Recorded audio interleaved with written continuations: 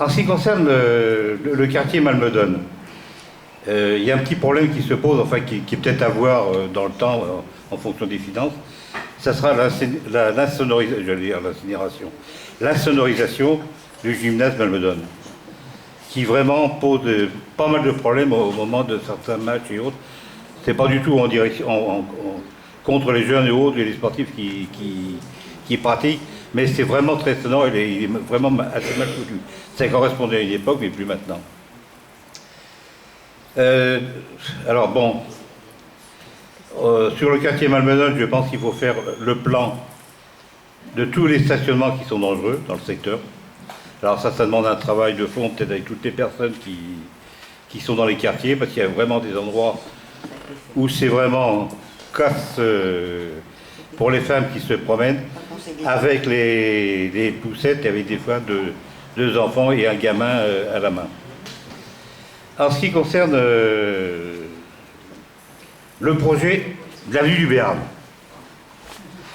je voudrais revenir sur cette affaire quand même qui date depuis un bout de temps. Et il y a eu une première réunion qui avait été faite par votre ex-adjoint Guyot, où j'avais demandé la photocopie du projet de permis de construire à l'époque. Guyot a dit, bon bah écoutez, il y avait une personne du service technique, il a dit, elle va aller le chercher. Elle est partie, la réunion s'est terminée, on n'a jamais revu la personne. À mon avis, elle n'avait pas de GPS, elle s'est perdue dans les allées de Maurepas. Dans un courrier à Monsieur Larcher, pardon, vous avez notifié à Monsieur Larcher un numéro de permis de construire. Je voudrais savoir s'il est possible d'avoir les données de ce permis de construire et qu'est-ce qu'il était en réalité. Parce que vous avez toujours, depuis votre campagne électorale, dit que c'était des projets signés par l'ancienne municipalité. Donc je voudrais bien savoir, à un moment donné, qu'on fasse des choses claires et nettes et qu'on dise la vérité. Parce que c'est pas moi, c'est machin, etc. Ils en voulaient 600, moi j'en veux 200, etc. Voilà, il y a tout ça. Bon, ben... c'est bon.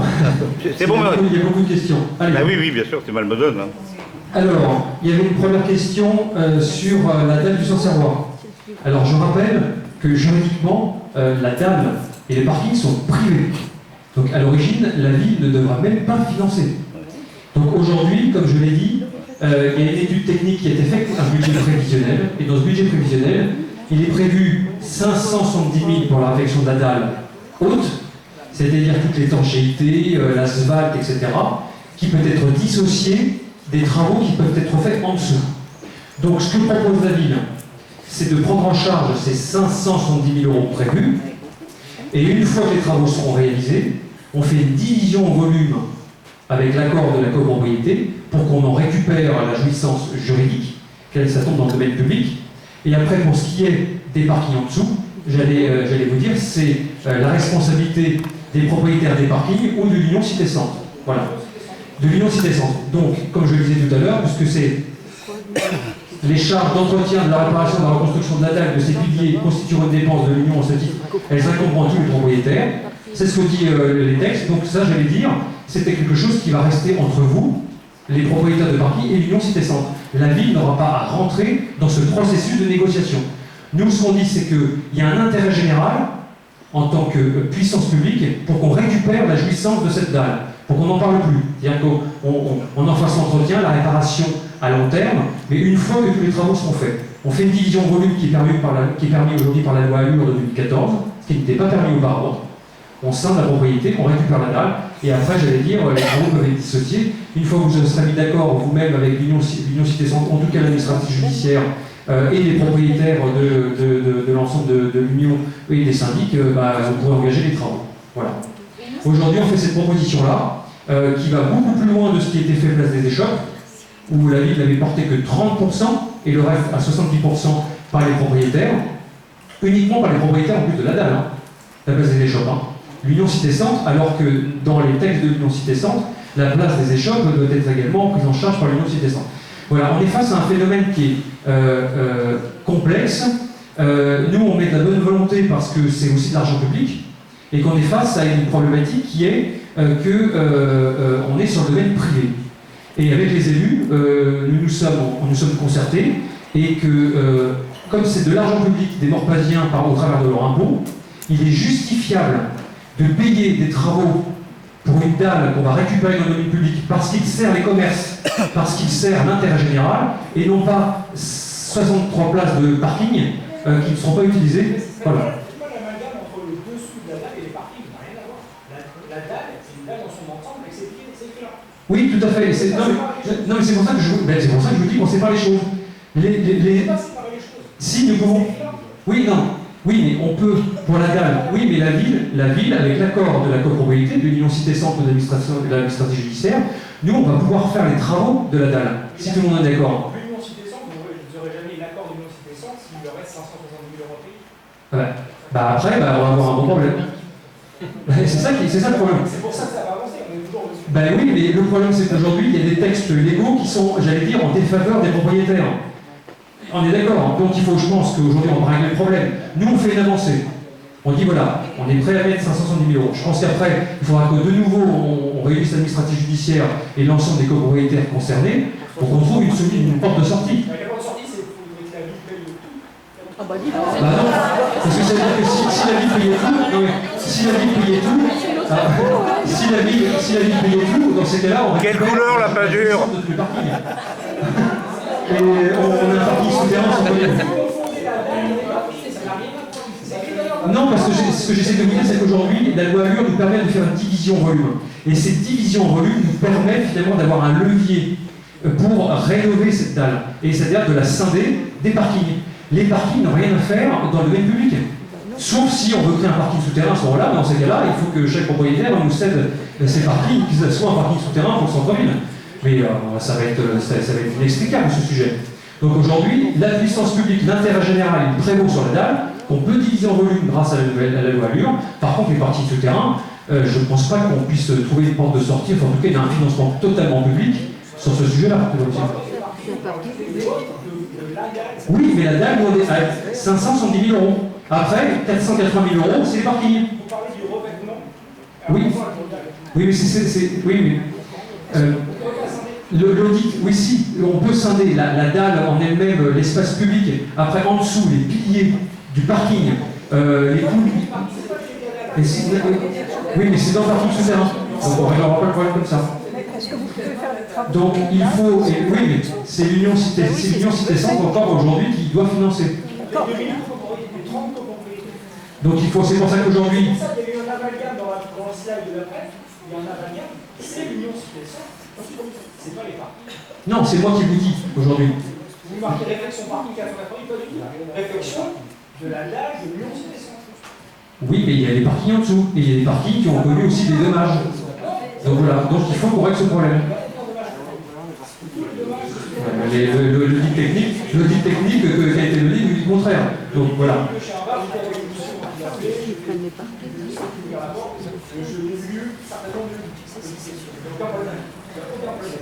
Pas sûr. Il faut avoir un micro, lui. Oui, il n'y a pas de micro, là. Pas de micro, lui. Oui. Mais lui, c'est monsieur. Lui. C'est votre copain? C'est pas direct. Ah bah, tu dis pas mal. Enfin, allez savoir.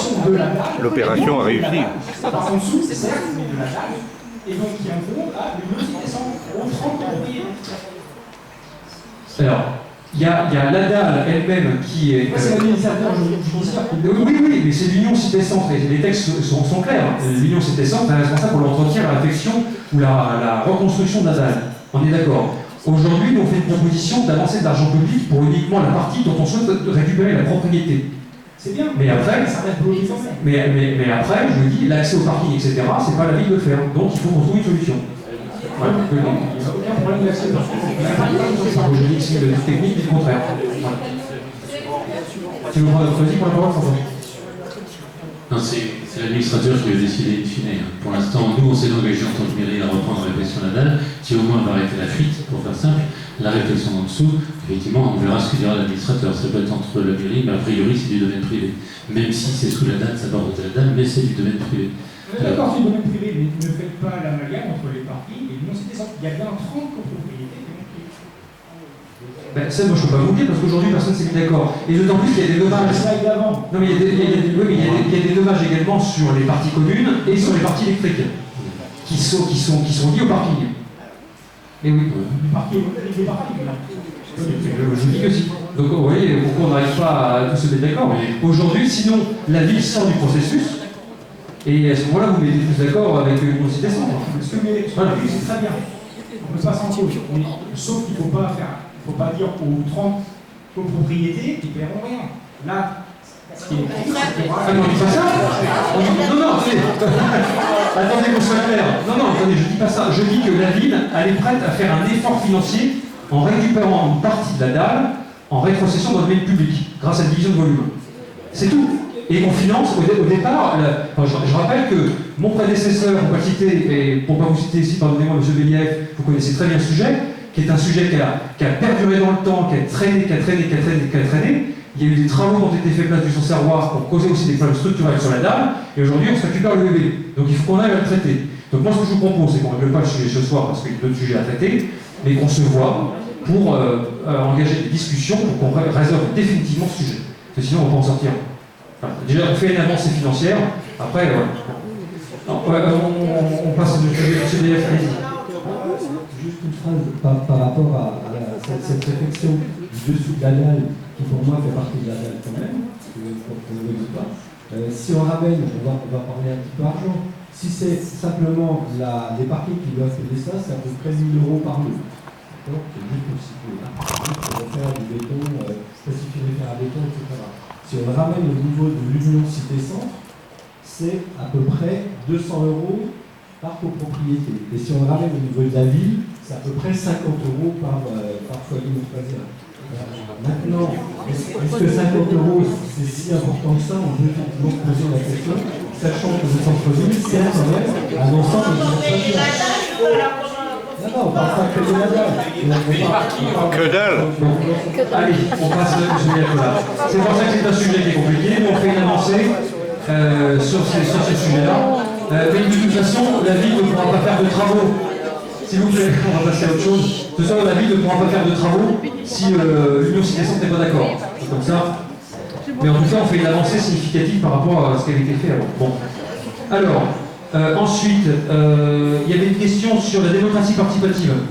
Alors, madame, permettez-moi, je vais reprendre un peu parce que je suis assez contrarié parce que vous avez dit qu'il n'y a pas de démocratie participative à Morpa. Aujourd'hui, c'en est l'exemple. En dialogue avec le maire, les permanences que nous faisons sur le marché, les réunions publiques que nous faisons à chaque projet. Alors après, tout ça, vous l'avez comment dit tout à l'heure. Non mais vous avez dit que c'était dommage que la ville ne mette pas en place des actions de démocratie participative. Non, vous avez critiqué après le budget participatif. Non. Oui, tout est perfectible. Je n'ai pas dit ça. Après, j'ai regretté l'absence attendez, je termine, madame. de conseil de quartier. Oui, madame, je termine. Que 9 sur 10 Ah oui, il faut pas dire n'importe quoi. Plus exactement, Je termine, madame. à ma connaissance. Ah oui, mais pas dire n'importe quoi. Oui, je termine, madame, je termine. Mis en Oui. vos actions de démocratie. Madame, je vais vous dire, démocratie participative. Mais madame, laissez-moi parler. Madame, je vous dis, démocratie participative, les réunions de quartier, les permanences élues sur le marché, les handicapés avec le maire, les consultations citoyennes, l'enquête publique que nous avons faite, les questionnaires, oui, mais ça c'est de la démocratie participative. Non, c'est de l'information. Et non, madame, ça, c'est toutes les réunions C'est de de quartier, l'information. toutes les réunions que nous faisons également pour les projets. De l'information. Quand il y a des projets que nous lançons sur la commune, nous faisons des réunions pour avoir l'avis des habitants. Quand on rénove un square, on réunit les habitants et on modifie les marchés publics avant qu'on les lance pour savoir s'il faut réaménager tel ou tel square de telle manière, s'il faut rajouter des bancs, s'il faut remettre... ça on le fait. Après vous, la démocratie locale que vous avez peut-être en tête, c'est que les conseils de quartier. En effet, aujourd'hui, on est une ville de moins de 1000 habitants. Donc on n'a pas de conseil de quartier. C'est ce que je vous ai dit. Ça- Vous n'étiez pas obligé parce que vous êtes à 18 700 alors qu'il faut en avoir 20 000. Voilà. Les communes de 6 000 habitants, elles en Eh ben, c'est leur choix. Et l'idée est d'avoir une participation permanente, non pilotée forcément par le Mais maire. madame, on a choisi. Les citoyens ont aussi... Mais très bien, mais madame, c'est une bonne chose. Le budget participatif, dont tout à l'heure, vous disiez les limites. Aujourd'hui, on a eu plus de combien de projets? Oui, 4 projets retenus, mais c'était une cinquantaine de projets. Et ce sont les Morpasiens eux-mêmes qui ont voté, il n'y a pas de pilotage politique. Et on n'a pas mis la main politique dedans. Donc, non, mais je pense que vous faites de la démocratie locale, vous avez peut-être l'idée d'un contre-pouvoir quelque part. Justement. Mais si, je le sens comme ça. Mais Béarn, il y a eu une réunion, il n'y a pas eu de suite. Laissez-moi terminer. Je ne suis pas contre les conseils de quartier, aujourd'hui on n'a pas l'obligation. Sauf que les conseils de quartier, ensuite, il faut les faire vivre. Il faut les faire vivre. Il faut les faire vivre, les conseils de quartier. Il faut qu'il y ait de la matière. Nous, aujourd'hui, on a fait le choix plutôt des réunions de quartier. C'est-à-dire de tous réunir, de nous réunir, voilà. Donc voilà. Et on a mis en place aussi le conseil des aînés. On a mis aussi le conseil des aînés et le conseil citoyen aux friches, qui n'était pas une obligation. On l'a mis en place. Ah, le conseil citoyen, j'ai cru savoir que c'était les préfectures qui les mettaient en place dans Non. les quartiers qui bénéficient de subventions. C'était pas une obligation. On a été pilote en la matière. Et là, on l'a mis en place. Voilà. Parce qu'il y a eu du pognon. Du conseil citoyen, oui, dans la nouvelle loi de politique de la ville qui a été déclenchée, et c'est pour ça qu'ils n'ont pas été retenus aussi. Pognon. Voilà, donc je vous le dis. Donc, on peut faire plein de choses sur la démocratie locale. Je crois qu'on fait aussi beaucoup. Les conseils de quartier, c'est pas une mauvaise idée. Il faut qu'on y réfléchisse, mais il faut le structurer et que ça tienne dans le temps. Voilà. Alors, ensuite, vous avez parlé des équipements publics, donc je vous l'ai dit, sur l'écoquartier, il y aura un parc, voire même deux. Il y aura des... Oui, public. Ben oui. Oui, le parc urbain public, il y aura une nouvelle crèche. On réfléchit également à d'autres équipements publics dans l'avenir. Et par contre, pour le moment, il n'y a pas de construction de nouvelle école, parce que ça nous permet de sauver Chapiteau et la Tour, qui sont en fermeture de classe, surtout Chapiteau, et qui emportent aussi l'école de la Tour. Donc la construction de logement nous permet de sauver ces deux écoles. Ensuite, les enfants partiront aussi à l'école des Bessières et de la Marnière. Donc on va également revoir la carte. Ah oui, il va y avoir beaucoup d'enfants. Donc voilà, en termes d'équipement public scolaire, pour le moment, pas de projection dans une nouvelle école.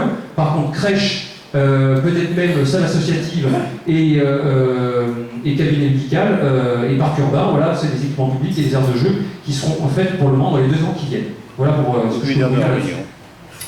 Alors, ensuite, M. Roland, sur la gare de la Verrière, oui, ce sont des sujets qui évidemment dépassent largement l'antériorité, on l'a dit. Et après, il y a eu beaucoup d'avancées. Moi, par contre, il y a un point, je ne suis pas d'accord avec vous, sur la ville de la Verrière, pour le carrefour de la Malmedonne, non, parce que je rappelle que le projet des Bécanes est passé de 1700 logements à 1000 logements, avec la nouvelle majorité d'agglomération, et qu'aujourd'hui, on a rediscuté du projet, et le projet est rediscuté tout le temps avec les villes de Coignères, de la Verrière, de Morpa, et de l'agglomération de Saint-Quentin pour ce qui est du carrefour de la Malmedonne.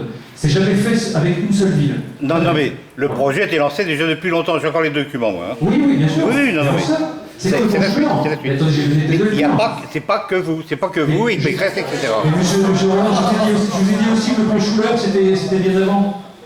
Exactement. On l'a terminé. Par contre, pour la gare de la Verrière, c'est sous notre mandat qu'on a réussi à obtenir 750 places extensibles à 900. Non, c'était prévu. Non. C'était prévu. C'était 300. Tiens, ensuite, vous le savez. La crèche de Toulouse, la Ville-Parc, on fait un choix, on fait le choix de créer une nouvelle crèche dans le quartier de la Ville-Parc, parce que c'est un besoin. En plus, on a une subvention de la caisse d'allocation familiale parce qu'on a un projet qui est beaucoup plus abouti que n'était la crèche des Hauts-Boulots et qui permet aussi de servir pas mal de nouvelles familles, notamment 18 personnes supplémentaires. Et la résidence service senior, on est sur un appel d'offres, c'est pas un EHPAD, c'est une résidence service senior. C'est pour les personnes âgées ou personnes seniors autonomes. Ça, oui. Voilà. De quel tarif? Ce sera moins cher que les EHPAD, forcément. On verra. Il y a besoin d'EHPAD. Bah oui, mais c'est pas... Bonsoir. C'est pas quand ça passe trop tard, madame. D'opposer la jeunesse avec les seniors, soit en passant, c'est vraiment pas très délicat d'autre part. Parce que d'opposer une crèche et une résidence-service, écoutez, c'est pas très... J'oppose pas, Romain. Je vais continuer, je vous ai laissé parler, merci. J'oppose pas. Et donc, pour la crèche, c'est une bonne chose, puisqu'ils vont partir sur un... À la Ville-Parc. Ils vont partir sur un établissement qui va être neuf et flamboyant. Pour ce qui est du privé, on l'assume complètement, et de toute façon, aujourd'hui, il y avait les consultations, et je ne vois pas le public arriver à ce niveau de service. Je veux juste donner, puisque vous aimez bien, vous, tout ce qui est étatique et remise en service par le régalien et par les communes, eh bien, à Cognières, il y a une EHPAD qui est publique et qui n'arrive pas à remplir, qui a un taux d'occupation de 70%. Donc c'est aussi un regard qu'il faut analyser. Non, c'est pas mon œil, c'est les résultats, allez voir, puisque vous avez plein de documents, vous êtes si informés que ça, allez bien vous renseigner au lieu d'attaquer comme ça en permanence les élus. Voilà, j'en ai fini. Merci. Certains élus. Vous connaissez le problème, non? Monsieur Roland, vous avez posé des questions. Pardon. Vous écoutez pour les réponses, merci. Pardon. Vous nous parlez tout à l'heure de l'éloignement des mères de famille qui allaient accompagner. Un peu, oui, un petit peu. Je vous rappelle juste que ça aussi c'est de la désinformation. Les crèches, c'est pas sectorisé, c'est pas comme les écoles. Tout le monde n'habite pas en centre-ville. Je ne parle pas de sectorisation. Je dis, elle était. Vous nous avez cette crèche est proche. Est-ce que je peux finir, s'il vous plaît? Mais je vous en prie, madame. Vous avez expliqué que la crèche, comme on va la déplacer sur le quartier de Parc, c'est éloigné du centre-ville. Oui. Moi, je vous dis que les enfants, ils ne viennent pas tous du centre-ville. Donc, il n'y a pas de sectorisation pour les crèches. Donc, tout le monde n'habite pas en centre-ville. Donc, peut-être qu'il y a des gens de la Ville-Parc, ils sont très contents de déposer leur enfant à la Ville-Parc au lieu de le déposer à la crèche de Haut-Boulot. Voilà.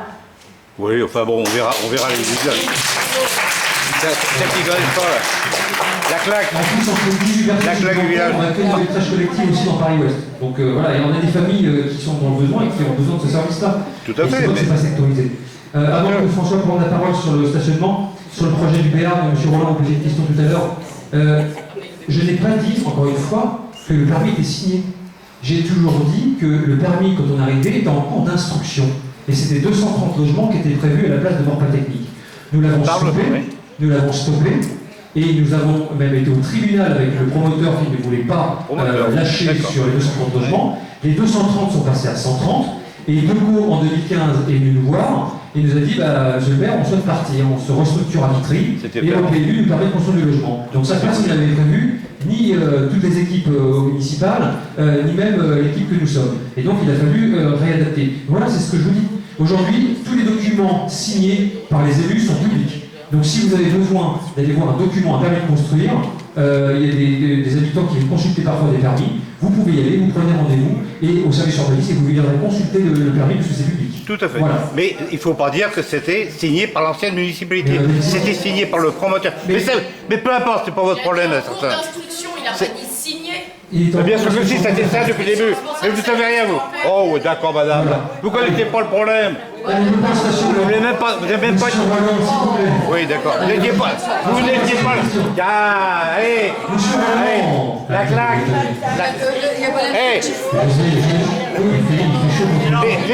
Les pas des plats. Oui, je vous en prie. Les pas des plats. Je les déplace. Pardon. À chaque fois, on va passer à 3 questions. On peut passer les coups juste après. Non. Juste, il y a une question relative au stationnement.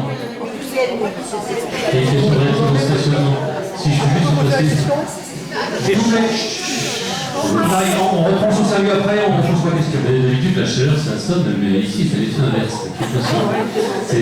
Aujourd'hui, sur le stationnement, pour être seul 2 minutes, donc ça fait plus de 20 ans aussi qu'on habite sur Morpa, donc on connaît un peu le sujet, d'avoir des piétons qui marchent, obligés de marcher sur la route, y compris des piétons avec des poussettes, y compris des personnes en fauteuil.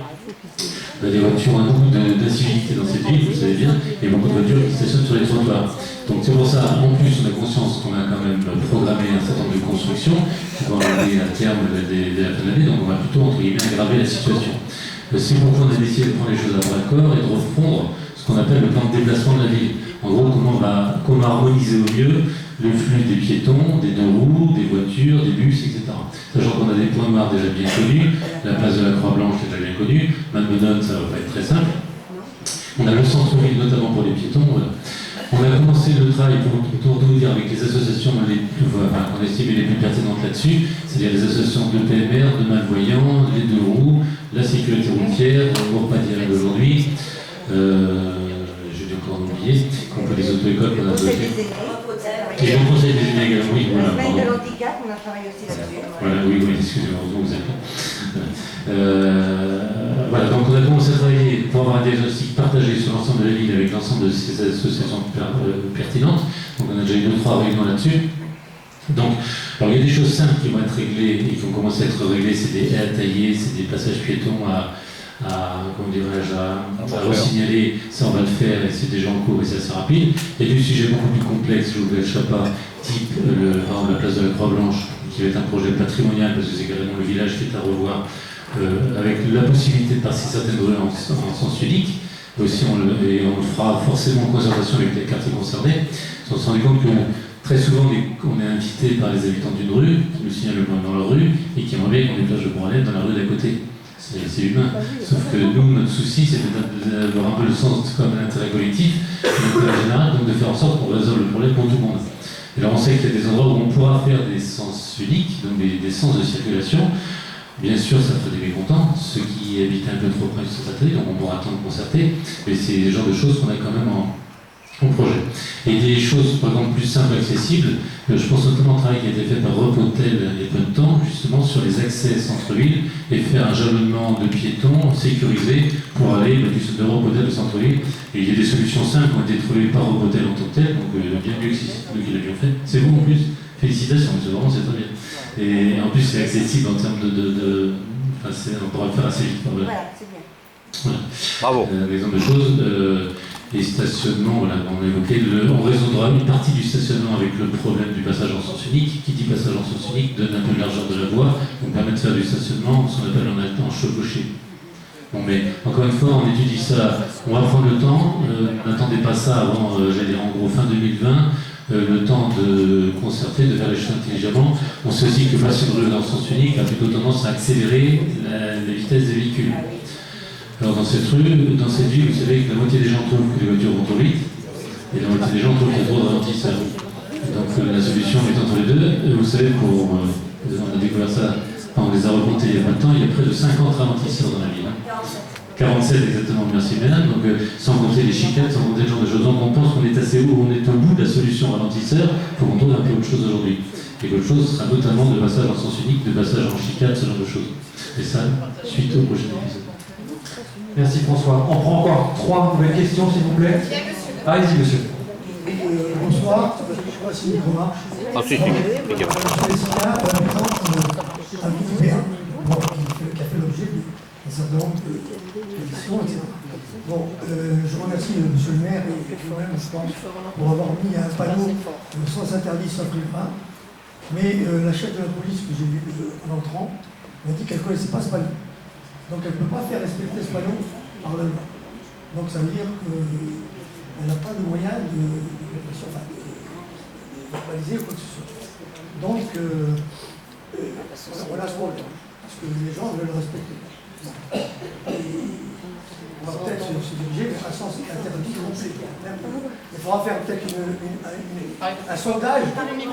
Un sondage auprès des riverains. Un sondage auprès des riverains, s'ils sont d'accord. Parce qu'actuellement, c'est pas possible. Quand il y a des vagues de voitures qui rentrent dans cette table du Béarn, il y a un terrasse bloqué qui est dit. Bon, d'autre part, je vous ai parlé d'1,60 m sur le trottoir au niveau des nouveaux pavillons. Vous allez donc mordre sur la chaussée. Non.